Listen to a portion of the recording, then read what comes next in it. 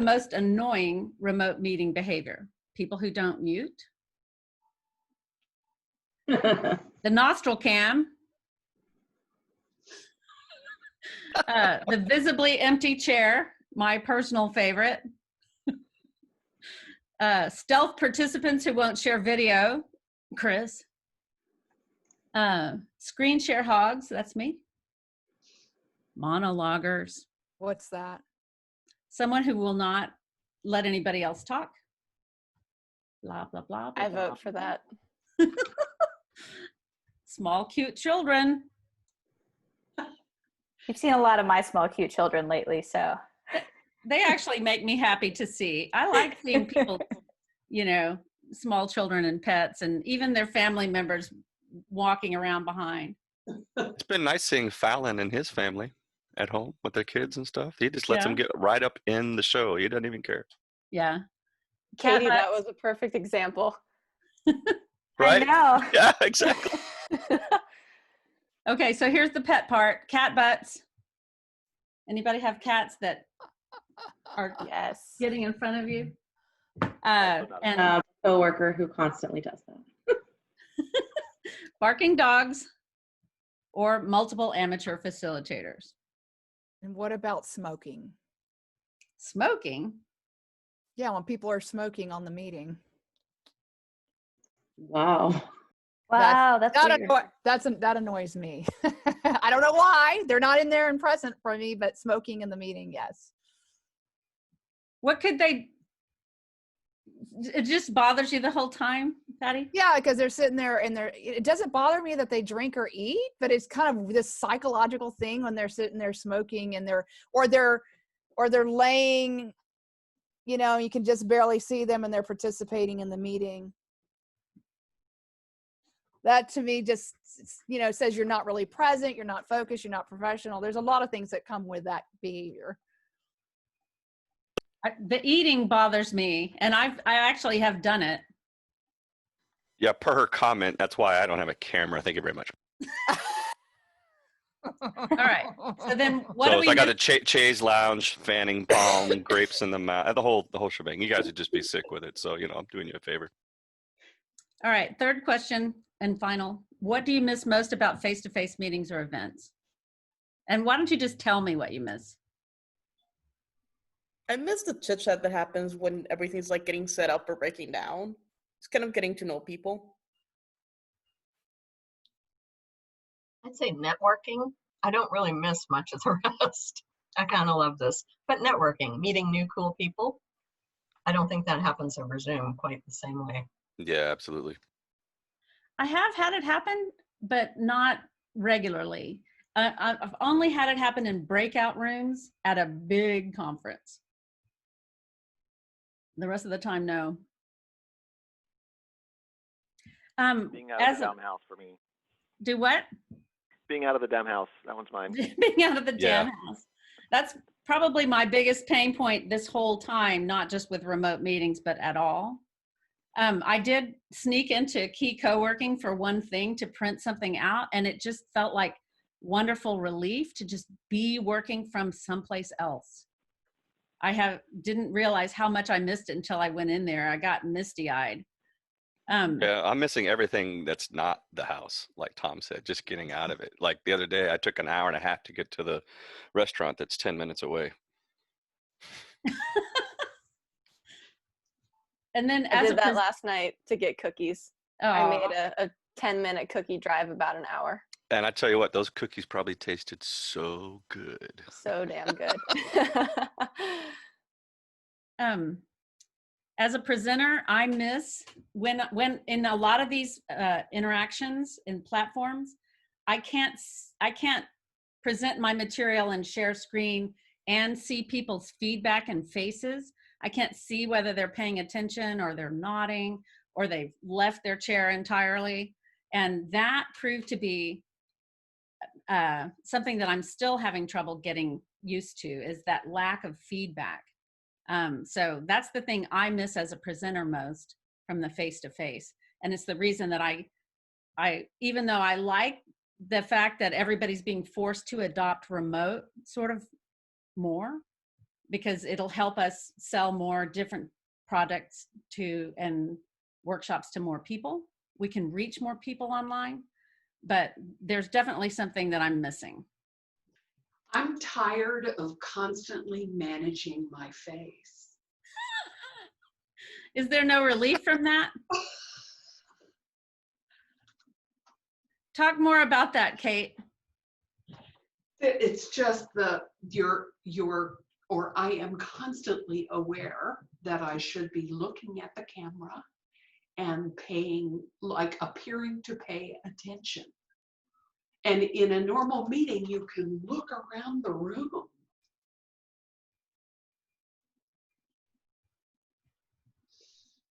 Okay. Another advantage of saying, I don't have a camera. I have been in some groups that you don't have a camera, you don't get to play.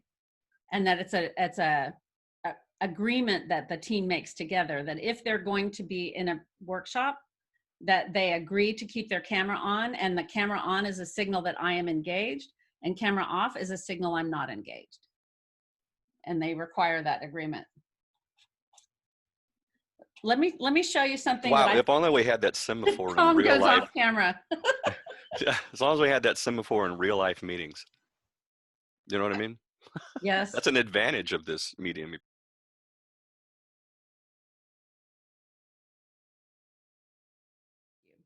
So I had a Zoom meeting with my extended family, and I wanted something to create engagement and authentic sharing. So that's why I asked you all to share a worry. So what I'm going to share with you is this technique called worry dolls. Anybody done worry dolls before? They're from Guatemala. They come in a groovy little box or a bag, and they're handcrafted by humans. And this is a technique using real things and showing you real objects is a way of creating an additional connection. There's a design guru named John Maeda. He's doing brief connecting sessions with other designers, and he just uses small objects. And so what I decided to do was a show and tell about my worry dolls. I've used these for about 20 years. They're very inexpensive, available on Amazon. And what I would like to say is that, tell me something that you said you were worried about. If you will, just restate them for me. I'm pivoting a really big national conference to a digital platform, and I'm kind of worried about how we're going to do that.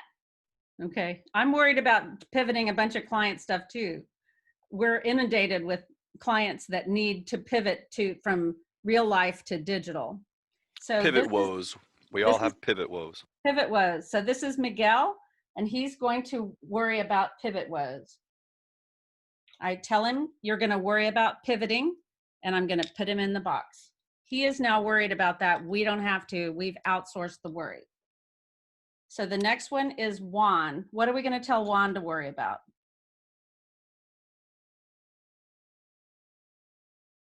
Learning how to transform my in-person class to remote teaching and engaging my students effectively in the learning. Mm-hmm. So engaging, transforming to a digital platform and engaging people. All right, so Juan's gonna worry about that. You don't have to worry about that anymore. Caroline, you had talked about, this is one that is top of mind for me. San Antonio is getting ready to open up a whole bunch of distance stuff back up to the public because we're Texas and we don't need to worry about that kind of thing. And I'm worried about it. So opening up our city or our locality is a big worry for me. And we're going to have Esperanza, her name means hope. She's going to worry about opening back up. Safety. I would say we put 2 of those in there, but you know, the whole distance. Oh, well. All right. So let's put Maria in there too. But well, we can't. They should distance, right? Or no, that's the worry. Right? Sorry. Now I'm worried about it. Oh, never mind. Go ahead. All right. Somebody said, I'm worried my remote meetings will continue to suck. Should we put Amparo on that one? And then we have one more, Paloma. What are we going to have Paloma worry about? Oh, Carla, you'd said keeping your clients and staff safe. I would add not just clients and staff, but I'm worried about my husband. Family. And I'm worried about vectoring it. I'm the one that goes out to shop and, go secretly to key co-working and stuff like that. So I'm worried that I'll vector something in. So we're still about 20 days away from even considering opening, but yeah, my mom's immunocompromised. Mm. And it's like, if any of us get sick, she gets sick. Yeah, we're not worried worth it. about anybody we know. Does anybody already have somebody who's sick? Like bad sick? Tom? Not super bad, but my wife was sick. She's getting better, but it was really bad for a couple days. Glad to hear she's getting better. That's awesome. Yeah, I had a supervisor who had COVID, but is healed now. All right. Really good news. So Paloma is going to worry about everybody we love getting through this. All right. And so they're on this. We don't have to worry about that right now. We're going to put those aside. And what my section of the Digital Feast was designed to do is create more connection. And the more you can get people sharing their true feelings and their thoughts and their worries and their aspirations, we can deepen that connection. So what I would like to do, does anybody have any observations about that or additional ideas about creating that human to human connection in a digital way? Are you ready to move on to the next part of the feast? Move on? I actually want to shine a light on what you have just done, which is to spend what would seem like an inordinate amount of time actually connecting with people on an emotional level. So interesting that you bring that up. I'm sure I'm not the only one that has been impatient with what I call chit chat or drive-by or social niceties. I have often thought, let's just get to it. Chris and I have a lot of folks that we have only met remotely. We've worked with them for years remotely. I'm thinking about Max. Max is a developer that is Russian, and he is now living in Thailand, and he's been with us for almost 20 years, I would say. Yeah. And he's a great guy. And I know about his daughter and his wife and, where they live and what they like to do. And the reason I know this is he insists on a little bit of human to human connection before he will engage, because I am paying him by the hour and I am usually in a hurry and I usually have way too much going on. So I'll just get with him on Skype and Max, can you blah, blah, blah. And what I've learned is you have to slow down in order to get stuff through Max. Is that what your kind of thing you're talking about, Kate? Absolutely. It's that whole focus on relationship before task that is so easy to let go of when you're in a hurry. Mm-hmm. So. Right. Yeah, I use that same sort of padding idea in my meetings. Like I know that I'm going to have a call with a client, and it varies on the client, but I usually will give myself 15 or 20 minutes of, we're not on the clock. I know we're going to get together. We're going to vent. We're going to bullshit. We're going to, got to get that stuff out of the way. Then we can dive into business. And then at the end, you do a little sort of the same. This is kind of one of the pet peeves I've noticed that I would like to see that's addressed here is at the end of the meeting, I sometimes feel like people are so quick to want to just leave that I really do like having let's just sit here for a minute. Like we don't have to go right away. We got another 5 minutes. Let's just think about what we just said. Let's maybe share some more personal things as a way to exit on a nice note or whatever. And it's those little padding niceties that, it gets you in, it gives you a transition mentally to from all this to now we're going to focus on this. And then on the end, I'm going to try to hit you with a couple of nice notes. So we walk away, we feel good about this instead of walking back into the you know what I mean? I do. So I'm going to do a demonstration of how to apply 3 principles to keep people focused and attentive on what you're trying to convey, on the information you're trying to convey. So the first point on this, and I have to remember to draw slowly so my markers can keep up with me. Think about what the point is that you want to share, and do that ahead of time. And then while you are talking, show, there we go, while you tell. So don't just leave it to a talking head. And the third thing, which you are witnessing right here, is to do it in front of people. Because once you do this kind of drawing in front of people, we're all traveling at the same rate on the same path. So those are the three principles, and so I'm going to demonstrate them right now. So here you are. Here we all are in our bubble. And we're in these meetings. And it seems like they just go on and on and on. And in the meantime, in this bubble that we're in, there are other things going on. So, for example, if you are like some of us, you might be thinking during the meeting or before the meeting, if I could just go downstairs and throw in a load of laundry, I would be able to do more this evening for myself, and that chore would be out of the way. Or, I'm trying to make sure that you can see what I'm drawing. Or you might be one of those people that we talked about who periodically has a cat butt come through the video. Of that, Guilty. that's a bit of a distraction. Or, like we mentioned, you might have little kids who are so thrilled that you are home with them and they are home, and all they can think about is, why aren't you playing with me? Or somebody mentioned this the other day. It's a beautiful day and there are birds tweeting outside the window, and all you can think about is, how soon can I actually get outside?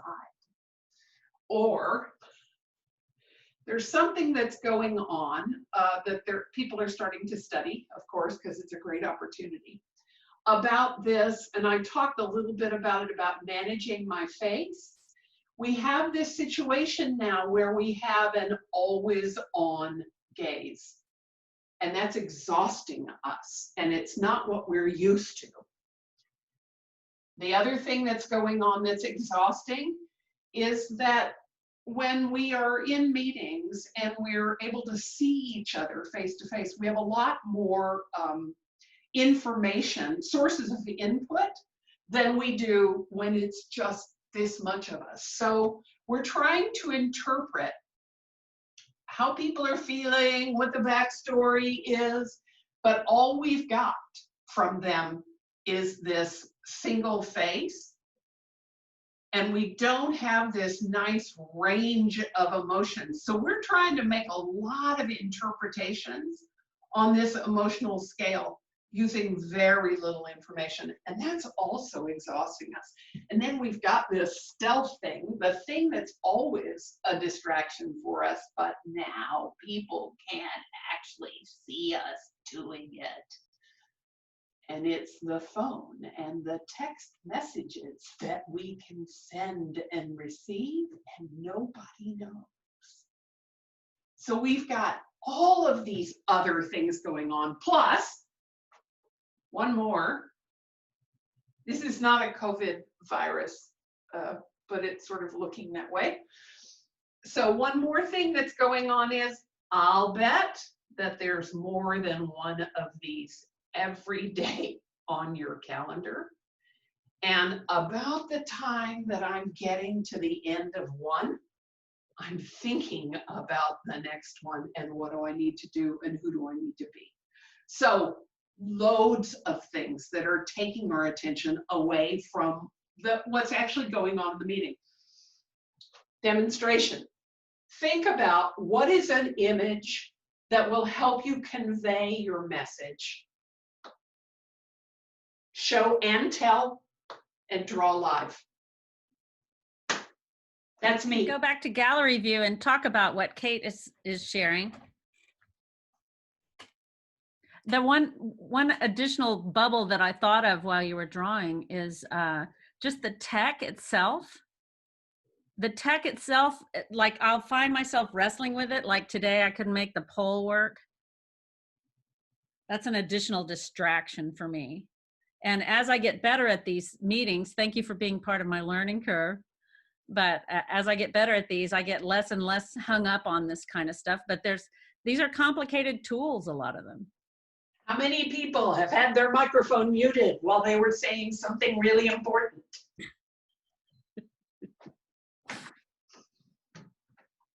Kate, can you say more about the always on exhaustion as far as, and you talked about when we were doing our prep session, you talked about the fact that we're looking at ourselves. It's almost like if you're old enough to remember when voicemail was first a thing, which most of you are not old enough to remember that, but the first few times I heard my own voice on voicemail, it was just like, and I was so worried about that. And you mentioned like one of your worries is, how do I look on camera?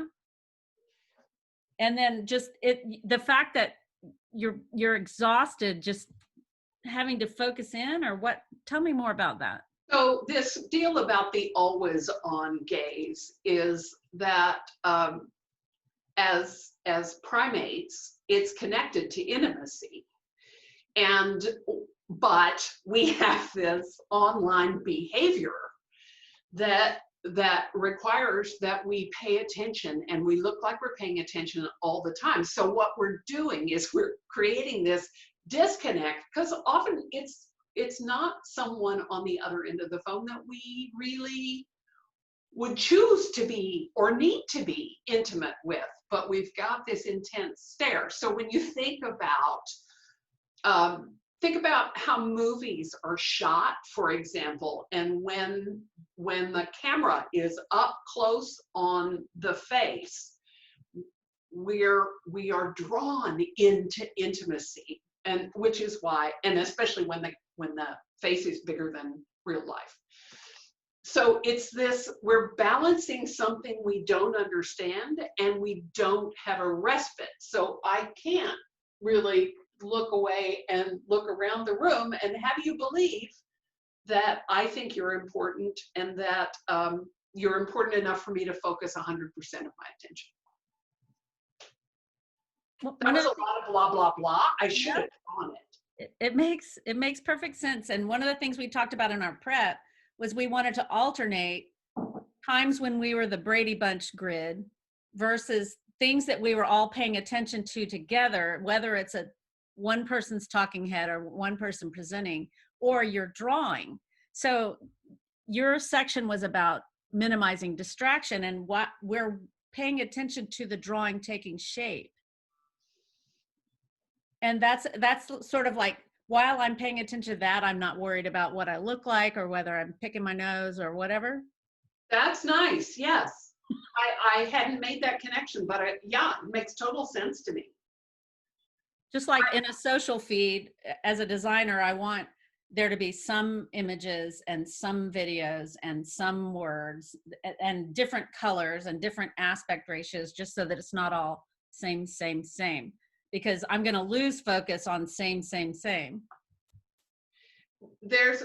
the thing that's coming up for me, which is more related to the conversation about what we just did, is that I would love it if we would agree with each other that this is not the only, first of all, that we trust each other to pay attention, period, the end, and that this is not a requirement for me to prove it to you. So you don't like the insist that people have their camera on all the time or any of that? I don't, and I think it actually creates another stream for distraction. So can I chime in real quick? Yes, please. Another question. First, Tom, then Patty. I haven't introduced myself. I don't know several of you. I'm Tom Vaughn. I worked with Susan and McD at USAA for years back in 2001 through 2000 and whatever. Good times. Susan and I are and Chris and I are working together again on some stuff for Firecat, so I'm happy to join. But I worked for Amazon and Microsoft for several years, and it was part of the culture to have conference calls constantly because they're global companies. So we would be talking to India or London or whoever, and so very rarely did we have video calls. You know, unless you were in an office that was specifically designed to have video conferencing. And so I think now more than ever, we also need to be okay with just going back to regular phone conference calls. Like to her point about being okay that people aren't paying attention, when it's, you know, we're all used to conference calls. We've all had a bazillion of those, but we feel this extra urgent kind of pressure to be on video now, but it's okay to just let people be on a call. Like I would actually say, to encourage people to say, you know, it's okay that we're not going to have a video call, or even to, you know, weave in regular conference calls into your cadence so that you're not always having to force people to be on video. Because I'm very good at multitasking on a conference call where I don't have to pay attention until it's important for me to pay attention, and I don't have to be present until it's important for me to say something. And most people are. Anyway, just wanted to say, like, to second that idea of we don't always have to be facing the camera, paying attention at all times. As a facilitator, you know, as a meeting leader, it can also be good for folks to recognize that and let people tune out, multitask, you know, let people turn off their video. Like I actually used to encourage people to turn off their video unless they were speaking, right? Like just, we would set up the meeting. So it'd be like, okay, whenever you're ready to speak, just raise your hand and then turn on your video and I'll know to come to you. And then as soon as you're done speaking, turn it off so that you're only focusing on one face, right? Anyway, just I've And it's not too much, and it's not distracting, right? Because having the too many chat heads, man, I've gone off just staring at what other people in the meeting are doing and lost focus on what we should be, you know, right? Absolutely, and it's always going to be human nature that you're worried about your appearance when you're seeing your appearance, right? I mean, you're seeing yourself in a grid or in a, you know, in a big box with a bunch of other people. You can't help it. So just, I've talked long enough on that point, but totally agree that, you know, sometimes it's okay to let people tune out and not have to be, you know, staring at the camera 100% of the time. We are okay at multitasking. We've done phone calls and conference calls since the 80s. So anyway, thanks. So my question to Kate, this is Patty, and so I'm very well aware of visual practitioners, which is fabulous. So you're saying that in the section on distraction, that one way to bring focus is to use imagery, whether you're doing it as a visual practitioner on your whiteboard, looks like a whiteboard, or even using the whiteboard within the platform. So my question on the whiteboard and the platform is it, I have not had a lot of success with a whiteboard because I think people are very awkward with the annotation tools. So what are some strategies in terms of effectively using the whiteboard if we're using it as a distraction, whether it's imagery or writing? That would be one of my questions. So is your question about the whiteboard, the use of the whiteboard technology, Patty? Yeah, part of it is the whiteboard technology, but it's also tied to what I'm getting from your piece is using imagery to get people focused on the thought, the conversation, the thing that you're wanting to share and do.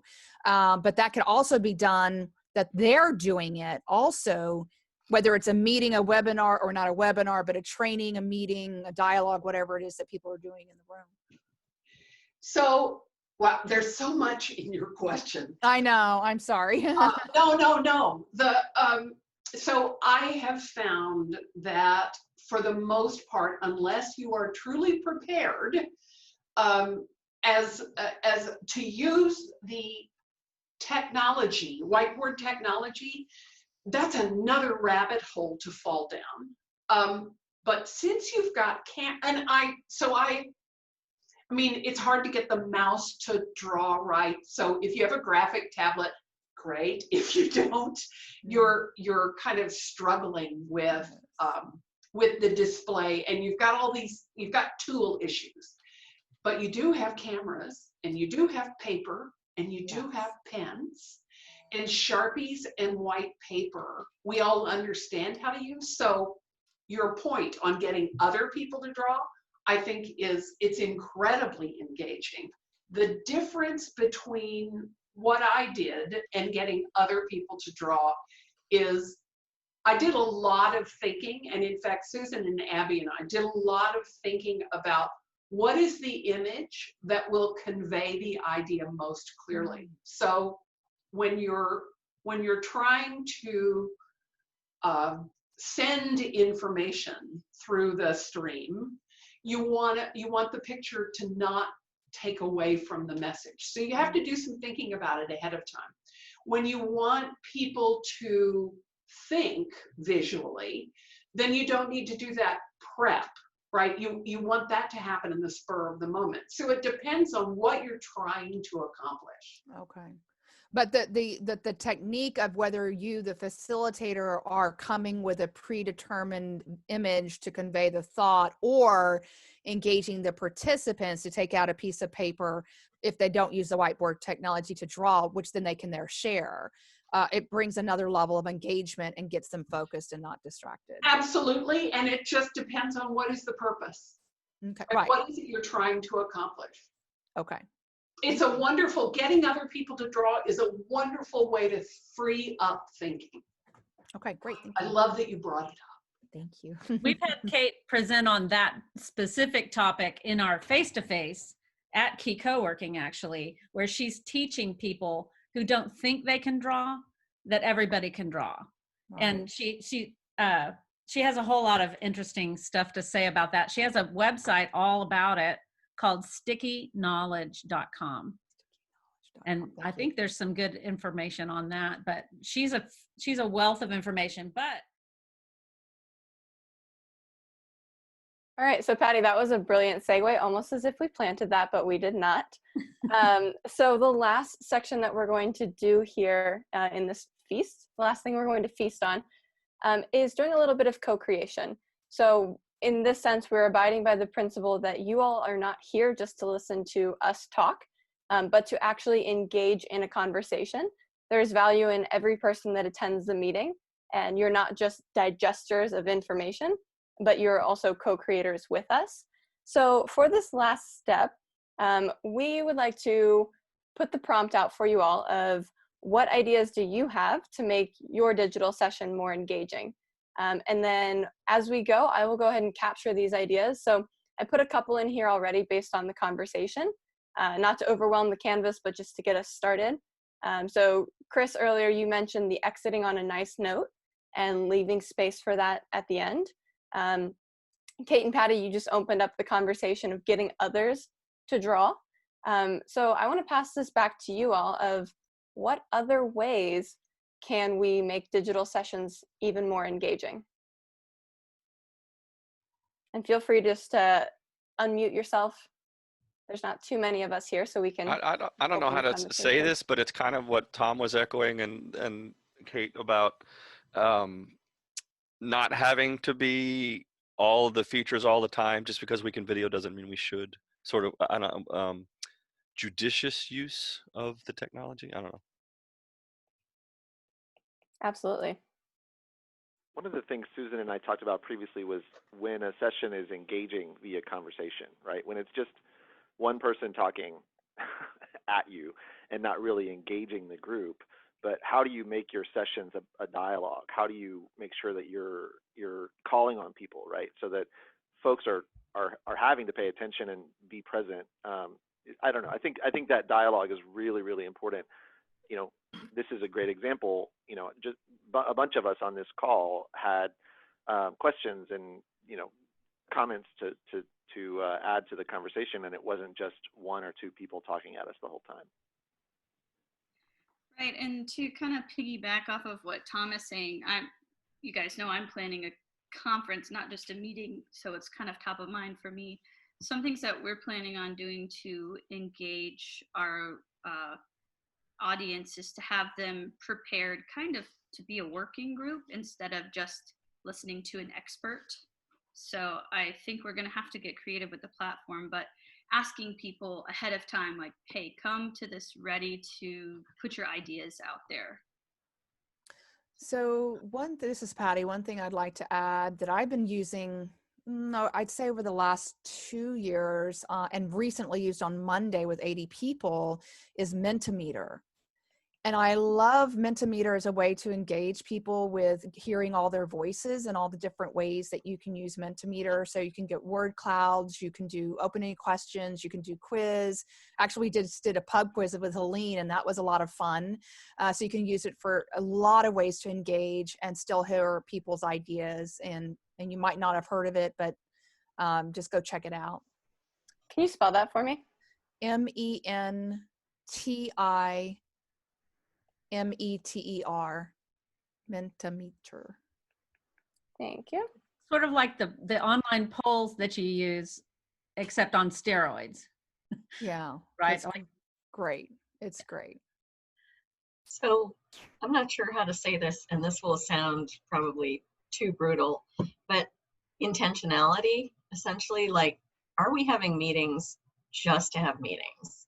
Or is there a great intention driving them? And I think there's a really obvious difference when you're in those meetings. I could tell some bad stories, but I won't. And I just think, to echo other people's points, maybe a Zoom call isn't what you need. Maybe some preparation is, and definitely a very clear sense of why we're having it and why everyone involved is there. Not just to be obligatory, not just because we pivoted from a physical workplace to this one, but like, really and truly, why are we here? Absolutely. And this just inspired something. Who wrote text with their mouse?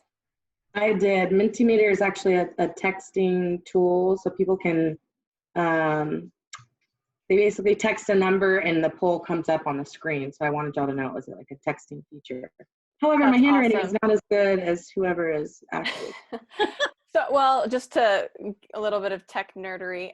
So I'm using an iPad Pro and Procreate, and I'm projecting my canvas from, so if you can still see my video, I've got my tablet here and I'm using a Apple Pencil on it. Nice. So that's why it's very different. But I would encourage anyone who wants to draw some things on top of this canvas using the annotate, feel free, even if you just have a mouse and want to write it, feel free to contribute, or you can add hearts, you can add shapes, whatever you want to co-create this canvas with us. Oh, that's cool. But yes, great point, Lily, about the intentionality. And that's a really helpful tip. She just talked about having a pen.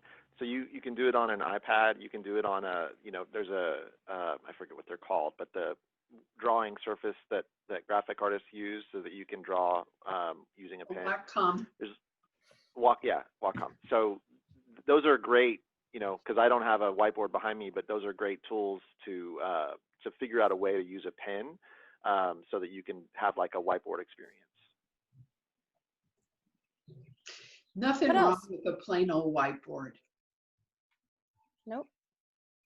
And you can also type on this, so feel free to do that. What else? What else can we add to this?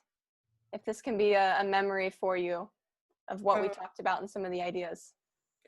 So what I've been doing for some of my meetings, if it's going to be longer than, say, 30 minutes, is I will schedule in icebreaker time or catch-up time, depending on whether or not I know the person. And it's help get people out of panic survival mode and into more creative, hey, we're problem solving, we have time to react. Let's actually work on solutions and not just grabbing at straws. Because it kind of breaks that seriousness that people come in with, and it's like, it's helped. Absolutely.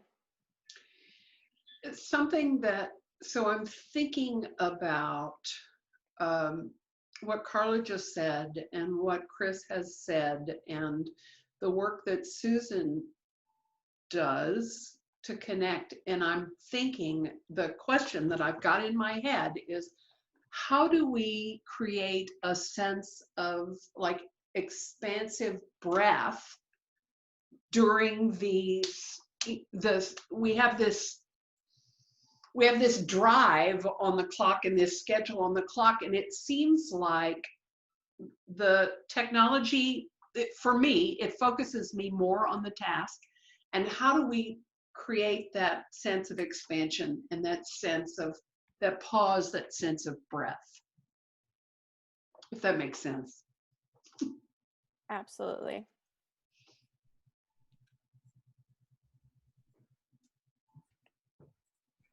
And I think there, just to build on that, Kate, too, there is a lot of power in the pause. And we commonly do that in in-person sessions, but we often forget about it in the digital world because everything's moving so fast. And that's the expectation with digital, is that things move faster. But I got into a conversation yesterday with a colleague about, as a facilitator, sometimes your role is just to hold a space for people to engage and talk. And when you do that in the digital world, it is really your role to give people a digital space, to set up a digital room, to give people an ability to engage in a conversation. So you're setting up a space differently when you're working digitally, but still it is about holding that space. And in holding that space, in person, you would add in those elements of the pause and breathing and reassessing where you are. So I think that's a beautiful point to move to digital as well. Well, and I think pacing, right? So the facilitator manages the pace. Absolutely. So I'm seeing a couple more on here. We've got Google Docs, screen sharing, Mural, using stickies. If you're not familiar with Mural, it's basically Post-it notes digitally. There are more tech tools like mind mapping. You can also use those between meetings. Chris loves the pause. Let's see what else we have in here. Someone tell me about the intro activity, the stamp on location. That was mine. This is Helene. I had a seminar that I was presenting, and there were participants from all over the country and in Canada. So as an opening activity, both as an icebreaker and also a way for them to be introduced to the annotate tool, because a lot of people on this seminar had never used a Zoom annotate tool. When they entered, they had to go into annotate and put a little stamp on their location. So as an icebreaker, everybody can see where we're coming from. So we had California and New York and Ottawa. And it was a nice way to start chatting, because then they opened up the chat box and said, hey, who's in Ohio? I'm only 3 hours away from you. So that was a nice little opening. And I didn't have to worry about tech later on for the quote unquote real activity, because they had already used the annotation tool. That's awesome. And Helene, what group did you say this was with? This was a seminar company who hired me to present to their membership. It's called IMS, the Institute for Management Studies. And as long as I'm unmuted, I wanted to piggyback on what you, Abby, and also Kate were talking about, the pause with my sessions, because they're around mind management. A lot of folks who attend have never slowed down before and have never experienced quiet before. So during these virtual sessions, I've had as long as a 7-minute silent period where people were capturing their thoughts. They were just on their own. They didn't have kids in the background. And a lot of them have said, I have not sat still and just thought that way for so long. So we don't have to be on verbally and visually the whole time. Sometimes silence is what people need as well. What time to actually think about what we're doing? That's crazy talk. I know. Call me insane. Well, that's just it. The things that, I'm all about the fast pace. We got a lot to do. We got to get in. We got to get out. But I'm also among the brain of the whatever words. I'm not good with them. The mind that, I want to get in and really sit down and focus and really think about it, so we don't have to come back and do this again. So yeah, having that time to feel like it's okay to think and not feel rushed, I think is priceless. Absolutely. So Susan, I will pass this back to you to close us up for this. And thank you everyone for your contributions. It's been really fun to co-create this visual with you. So I'm going to take a quick screenshot here of this so I can make sure I capture the annotations as well. This was so fun. Yeah, really neat idea. So we intended to make this an engaging session, how well did we succeed? On like the 5, which one would you give us? Out of 1 being, or it sucked completely and I checked out, and 5 is it met my expectations and then some.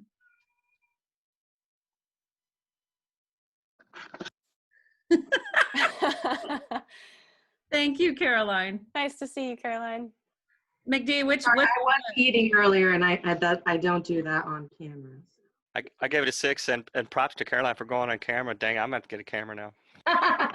The other thing that I want to point out to myself, because I'm super hard on myself, it's like the poll didn't work and we had 2, plus practice sessions and I still didn't get that right. And there's, I'll go into shame if I allow myself, but that kind of stuff is just human. It doesn't matter all that much. The other, I'm taking away from Tom and Lily too, the goal of the meeting and the outcomes that you want, the framing of that is so important. And I want to shout out to Abby and Kate both that forced me to slow down and plan this stuff. There's a really excellent book called The Art of Gathering that Kate introduced me to. And if you don't know about this book, the author is Priya Parker, Priya Parker. She's a super interesting person, and the book itself is just genius. And it's all about being super intentional about every single aspect, which to me as a designer, how we design experiences, that is the skill set, that you can make things rock if you just give it enough forethought and creativity, apply that. So I am in awe of my smart friends who help me learn this discipline and slow down enough to apply it, because I'm always in such a rush that the slow down message is really coming through for me. Who else has a takeaway that they would like to? Can I share my favorite Priya Parker quote? Of course. Never start a funeral with logistics.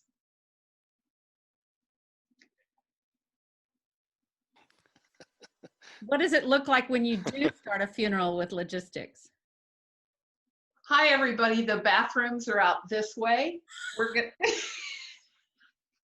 We'll be taking a break.